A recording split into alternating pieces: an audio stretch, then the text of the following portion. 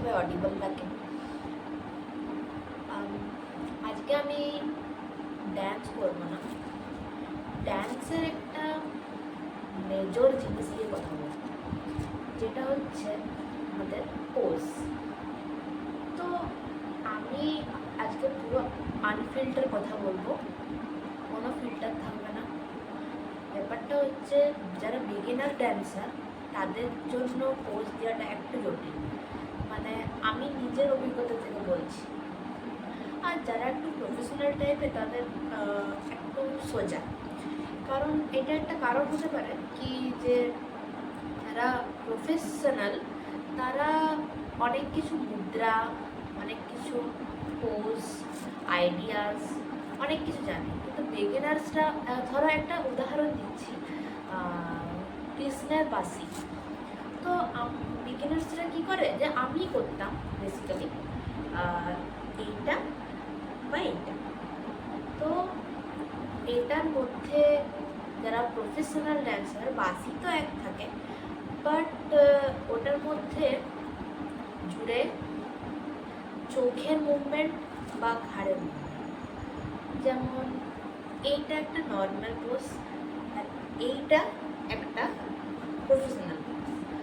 তো এর ক্ষেত্রে অনেকগুলো উদাহরণ হতে পারে, রাধার পোজে, কৃষ্ণের পোজে, শিবের পোজে।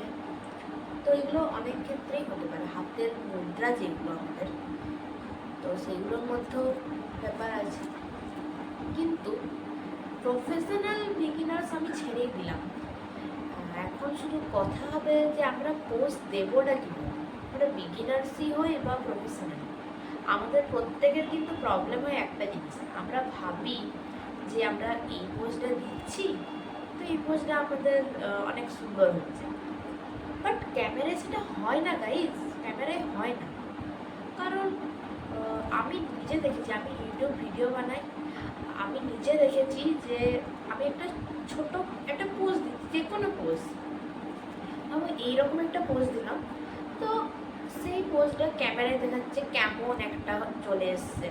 তো আমাদের সেক্ষেত্রে কী করতে হবে, প্র্যাকটিস বেশি করতে হবে এক্সপ্রেশনে। তো এক্সপ্রেশনের ক্ষেত্রে প্র্যাকটিস কেমনভাবে করতে হবে, যে মিরারের সামনে প্র্যাকটিস করাটা সব থেকে ভালো।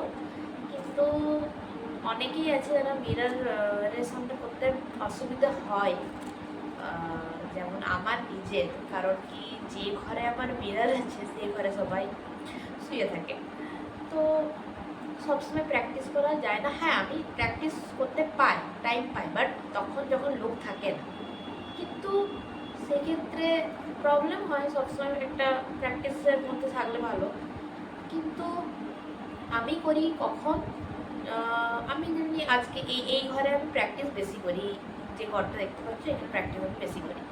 তো এখানেও মিরার আছে, কয়েকটা আছে, বাট মিরার আমি যখন এক্সপ্রেশন প্র্যাকটিস করবো তখন নিশ্চয়ই চশমা পরে প্র্যাকটিস করবো না।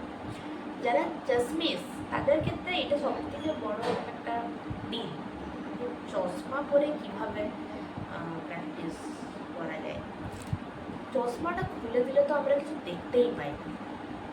তো যাই হোক, চশমা খুলে দিলে আমি যেহেতু দেখতে পাই না, আমার অনেক বেশি পাওয়ার, সেই পাওয়ারটা না হয় পরে কথা হবে। তো আমরা সেক্ষেত্রে কী করব, সেক্ষেত্রে করব কি, যাতে বেশি বেশি এক্সপ্রেশন দিতে পারি, মানে স্টেজ পারফরমেন্সের ক্ষেত্রেও তাই।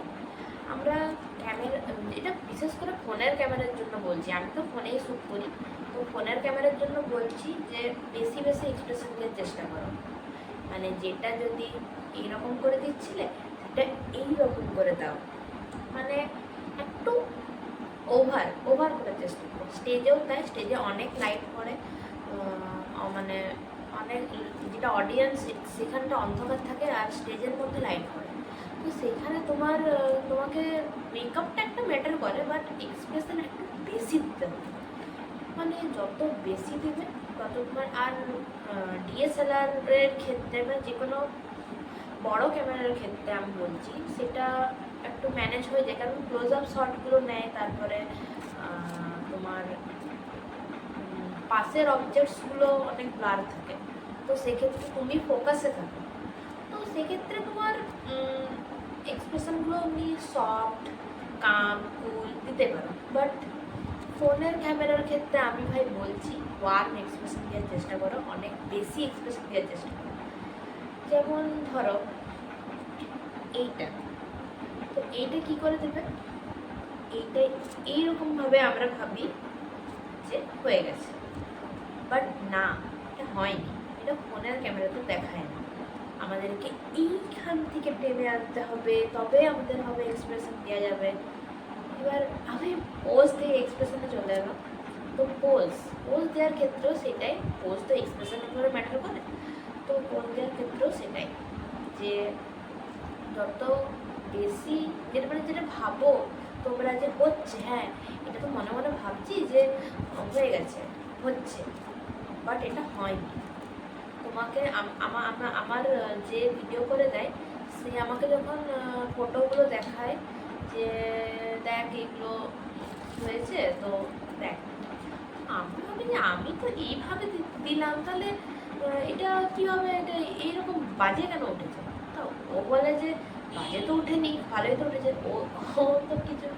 এবারে আমি বলছি না আরেকবার তুল, তাহলে আমি ওভার এক্সপ্রেশন দিয়ে দিচ্ছি। তো ওভার এক্সপ্রেশন যখন দিই তখন দেখি যে ছবিটা হ্যাঁ ঠিকঠাক এসছে। তো এই জন্য তোমাকে এক হচ্ছে ফোনের ক্যামেরা আর এক হচ্ছে স্টেজ, এই দুটো জায়গায় তোমাকে ওভার এক্সপ্রেশন দেওয়ার চেষ্টা করতেই হবে। কারণ সেইখানে তোমার দর্শক অনেক দূরে বসে থাকে, আর ফোনের ক্ষেত্রে তো অনেক ছোট ক্যামেরাও, আর অনেক ছোট তোমার যে ফোনের ফ্রেম সেটাও, সেক্ষেত্রেও অনেক বেশি এক্সপ্রেশন দিতে হয়। তো এই কথাগুলোই বলার ছিল। তো জাস্ট আমি এরকম ভিডিও সাধারণত বানাই না, কিন্তু ভাবলাম যে একটা শেয়ার করা উচিত, যে কিছু একটা তোমাদের উপকার হবে। তো যদি কিছু শিখতে পেরেছো তো প্লিজ কমেন্টে জানিও, আর একটা লাইক দিয়ে দেবে, আর ভিডিওটা ভালো লাগলে অবশ্যই চ্যানেলটাকে সাবস্ক্রাইব করবে, ভুলে যাও না।